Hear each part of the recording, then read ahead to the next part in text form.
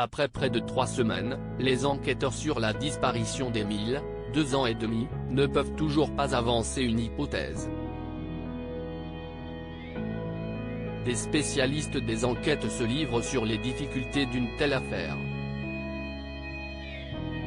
Les bientôt 3 semaines passées ont dû être insoutenables pour la famille du petit Émile, 2 ans et demi, disparu dans le Haut-Vernay, le 8 juillet dernier.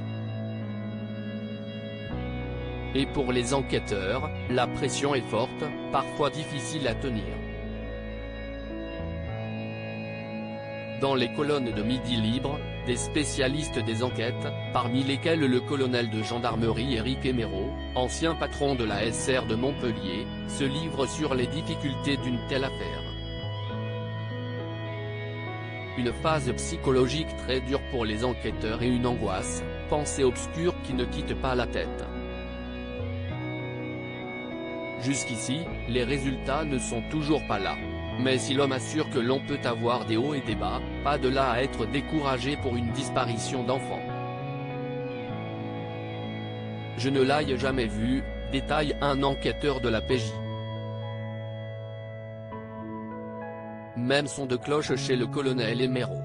Qu'on soit policier ou gendarme, on a aussi toujours le culte de la mission, ce truc qui tourne en arrière-plan et qui psychologiquement ne nous lâche pas, fait-il savoir à nos confrères. Mais quand une affaire s'étale sur le temps, une angoisse est plus que présente dans leur tête. La peur de se retrouver face à une enquête sans réponse. Ce sont des dossiers qui humainement tiennent énormément à cœur, même si, par moments, on a cette angoisse de se demander si ce n'est pas le dossier de notre carrière que l'on ne va pas réussir à élucider, admet ainsi un commandant de la PJ. Disparition d'Émile, où en est l'enquête ?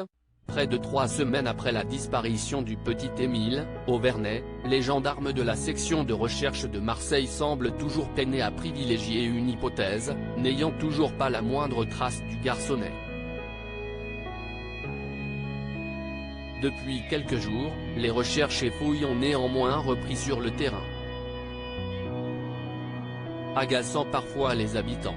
Grâce à l'ouverture d'une information judiciaire, ce sont de nouveaux moyens qui ont été déployés sur le secteur. Notamment, avec le soutien de drones et de chiens spécialisés dans la recherche de cadavres.